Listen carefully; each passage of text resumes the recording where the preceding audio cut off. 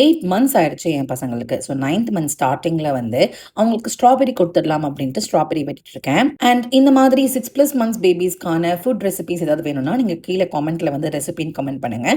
மறக்காம நான் உங்களுக்கு நெக்ஸ்ட் வீடியோவில் அதை ஷேர் பண்ணுறேன். காலை எழுந்திரிச்சோடனே பம்பிங் செஷன்லாம் முடிச்சுட்டு பசங்களை வந்து ஃபீட் பண்ணிட்டு கீழே வந்து போட்டாச்சு.